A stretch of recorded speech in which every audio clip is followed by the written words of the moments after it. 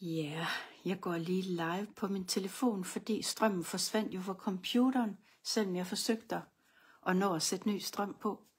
Det er meget forskelligt. Altså, der plejer var nok med den strøm, der var, men det var det så ikke i dag.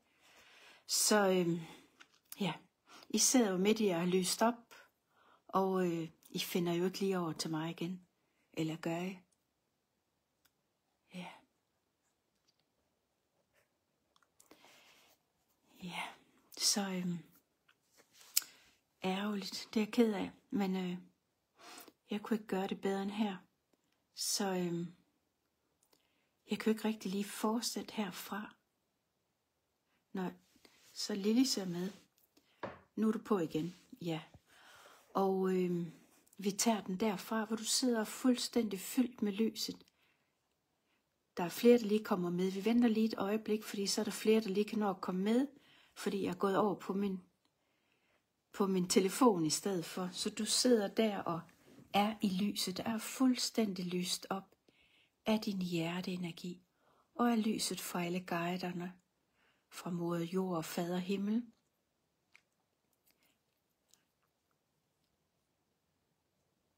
Ja, vi ser lige, om der er flere, der kommer med.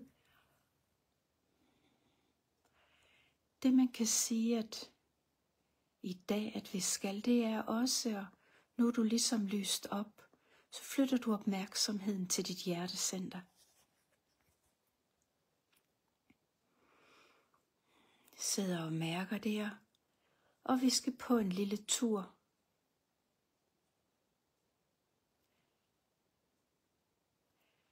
Hvor der ligesom vi bliver løftet op i himlen, bliver løftet op til at ligesom have overblikket.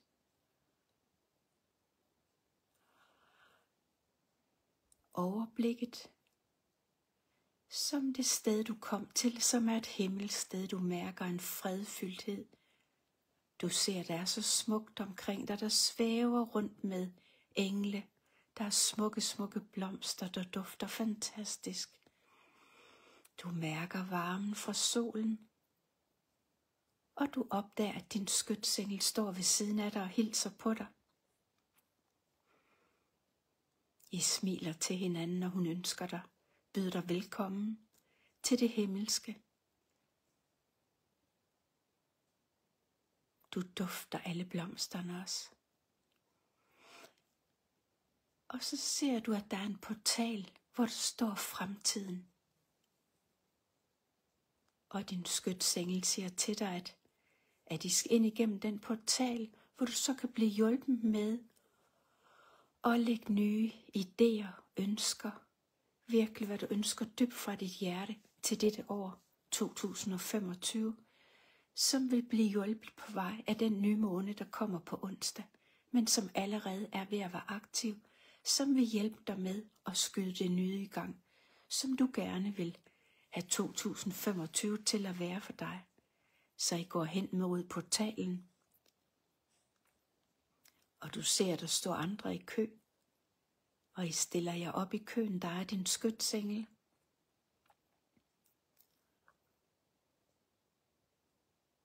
Og nu er turen kommet til dig. Du skal gå igennem portalen.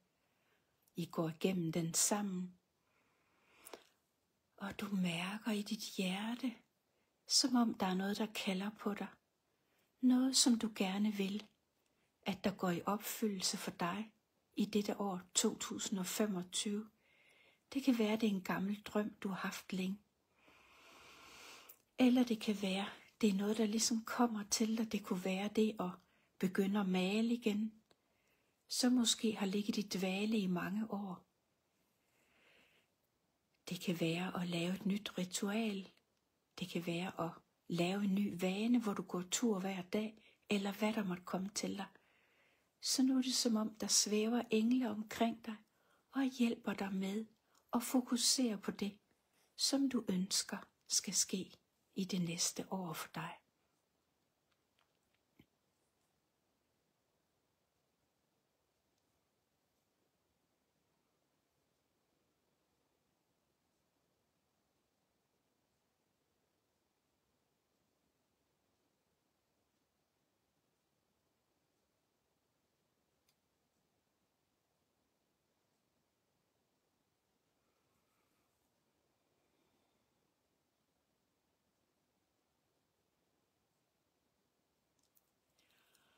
Og der kommer ting til dig nu, men det kan også være der i løbet af den næste uges tid, i hvert fald hen til onsdag.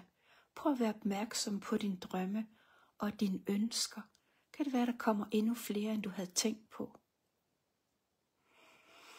Og det kan være specielt om natten, at de kommer og fortæller dig noget, som du måske har glemt, eller noget nyt, du aldrig har tænkt på, som du kan mærke vil være dejligt for dig.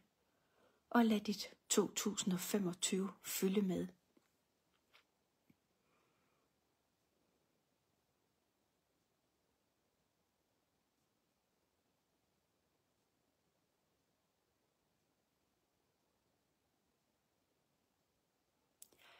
Det kan også være, at du kan se det for dig.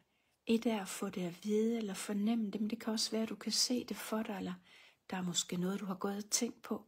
Så se det for dig, at det er opfyldt. Det bliver opfyldt. Det er opfyldt.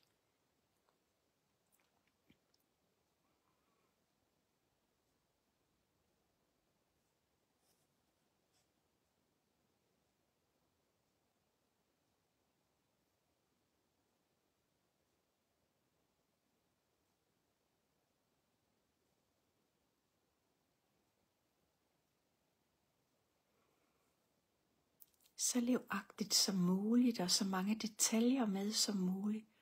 Og så mærk også, hvad det gør ved dig, når du ved, det er opfyldt. Hvordan det føles, og hvad du tænker om det.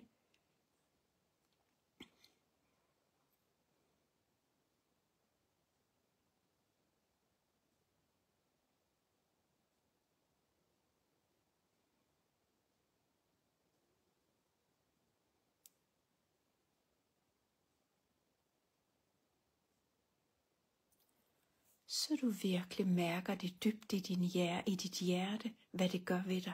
Forhåbentlig skulle det gerne gøre dig glad. Og mærk måske også taknemmelighed for, at det er opfyldt. Og det er sådan, når du skal have nye ønsker og drømmer, det skal opfyldes, så er det at være i den her tilstand, som du er i nu, hvor du har dyb kontakt til din sjæl. Og så det at se det for dig. Måske du kan lave en planche over det, sådan at du ser det hver eneste dag, så du hele tiden har det med dig i dit hjerte. Fordi det er sådan, at vi er selv med til at skabe vores egen fremtid. Og det er de tanker, vi har om det.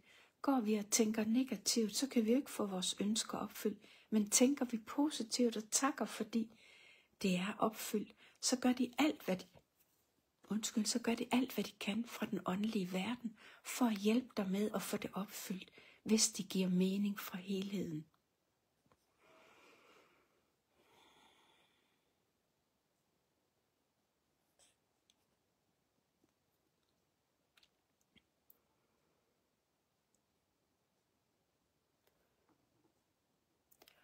Og der kan være mange idéer, man kan give til hinanden. Også det med at gøre nogle ting. Du er jo den vigtigste i dit liv.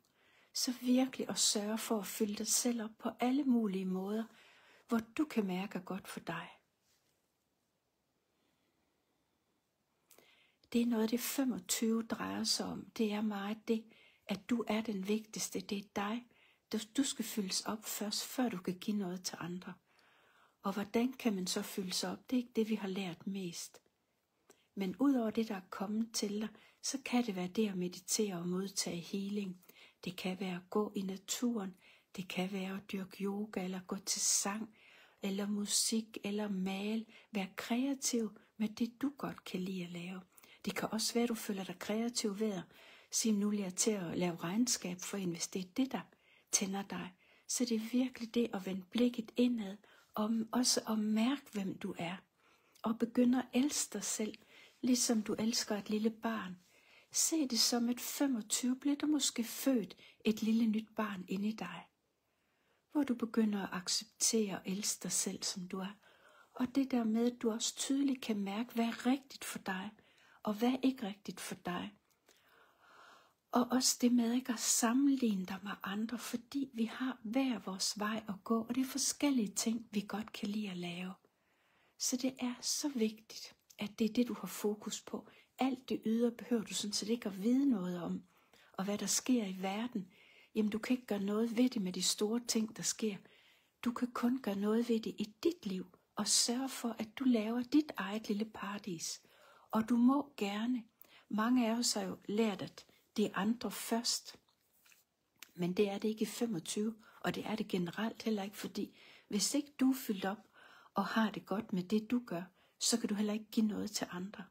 Og det er jo sådan, hvis der virkelig, jo flere mennesker, der har lavet deres paradis, jo mere strømmer der kærlighed og fredfyldthed og glæde og harmoni og taknemmelighed ud til verden. Så det er så vigtigt, at du gør det i det her 2025. Der er så meget brug for, at vi virkelig går ind og begynder at elske os selv ubetinget. Som den smukke, smukke sjæl du er. Og for at kan gøre det også, pas på dig selv, så er det også vigtigt at kan sætte grænser. Sige fra over for andre og sige fra over for det, du kan mærke, det har du ikke lyst til. Det er det, at den allerhøjeste guddommelige kilde ønsker for os, og alle dine guider, og de står på spring for at hjælpe dig med at fuldføre det, du gerne vil i år, og hold fast i det, der er godt for dig. Og det kan godt være, at andre synes, det er helt hen i skoven, men det er ligegyldigt, fordi det er vigtigt for dig, og det er ikke vigtigt, hvad andre tænker og tror om dig. Og det er også noget, vi skal aflære, at det er det ikke. Ja. Så det der med at vide, jo mere du er hjemme i dig selv, i din sjæl, og har det godt, jo mere sender du ud af positiv energi til verden, og det er det, verden har brug for. Og det er det, vi gør her, mens vi sidder sammen, søndag efter søndag, og sender så meget kærlighed ud til hele verden. Og det gør vi også nu. Jeg behøver ikke engang at sige det, fordi der er så meget lys, vi sender ud sammen med alle de andre, der sidder i andre nuer, og sender kærlighed og fred, taknemmelighed og tilgivelse ud til hinanden. Fordi det er også noget af det med tilgivelse. Det er så vigtigt, du tilgiver dig selv. Så når der kommer noget op, og det er også noget af det, du vil komme i år, de ting, som du har gjort, som du fortryder nu, det vil komme op, og det bedste, du kan gøre, er at sige, ja, det gjorde jeg dengang, men jeg kunne ikke gøre det anderledes. Og så videre, det vil jeg gøre nu, og så tilgive dig selv i dit hjerte og sige, det var okay, at du gjorde det her. Det kunne ikke være anderledes. I stedet for at holde det nede, så lad det komme op til overfladen, det der kommer, og være med det. Og sige, vi er her i livets skole, for hele tiden at lære noget. Ja. Det er det, der er så vigtigt. Ej, jeg får lige, Lili skriver, at det stemmer overens med den fredsceremoni, som hun deltog i dag, med den smukkeste sang eller koncert. Ja, og det er det, de siger fra allerhøjeste sted, at det er det, vi skal. Det er det, 2025 drejer sig om. Og hvordan du så gør det i dit liv for at skabe dit lille paradis, det er jo det, du må finde ud af med dig selv. Og vi kan godt blive inspireret af hinanden. Så hvis du har lyst til at skrive noget om det, hvad du gør, så kan det være, at andre tænker, gud, det var også en god idé. For eksempel det med at skrive hver dag, hvad du har været taknemmelig for. Og mærke det i dit hjerte. Og også det at tilgive dig selv. Det er det aller vigtigste, og jeg oplever det meget. Det kommer for tiden med, det vælter ind med det ene og det andet og det tredje, hvor jeg ikke har gjort det, sådan som jeg gerne vil gøre det i dag. Men så tilgive mig selv og sige, at jeg kunne ikke gøre det anderledes, det er okay. Og så begynder at gøre nogle ting anderledes, som vi gør, fordi vi kan jo ikke gøre det på det tidspunkt. Vi har gjort det, vi har gjort, fordi det er jo det, vi kunne på det tidspunkt. Ja, det er det, der bliver sagt her, mens du er inde i den hellige portal. Du gik igennem den hellige port.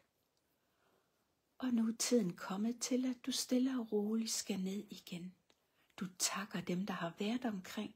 Alle de engle, kæmpe store serafer, der også har været, som har hvisket mig ind i øret, det jeg skulle sige til jer i dag. Ja, og til dig. Og du skal tage det ind i dit hjerte, og det du er den vigtigste. Og skabe paradis i dit liv. Og gør det, du kan gøre, som du orker. Og det kan godt være, at du har et år, hvor det kun er dig. Du ikke orker at gøre ret meget for andre. Og det er sådan, det er. Det er okay. Ja, nu strømmer I stille og roligt ned, og så står I alle sammen i cirklen igen. Med hver jeres information. Med hver guidning, I har fået. Og mærk det i dit hjerte, hvordan det føles.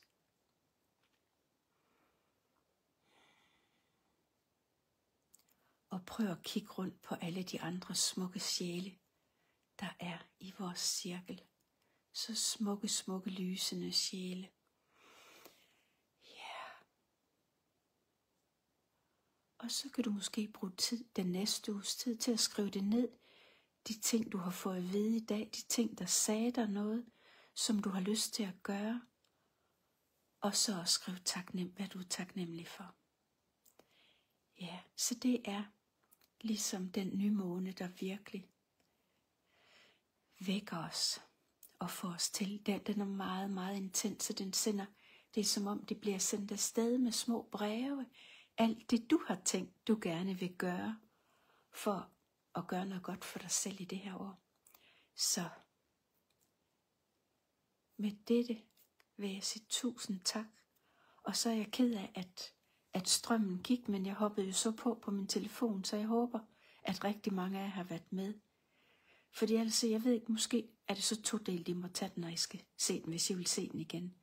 Så have en rigtig dejlig aften, og pas godt på dig selv, og have en dejlig uge, og en dejlig nymåne onsdag. Jeg tror, det er omkring middagstid, kl. 13, at den er der. Og det kunne du måske høre, den her meditation igen. Så 1000 tak til jer alle. Så taknemmelig for, at vi er sammen i vores smukke, smukke cirkel.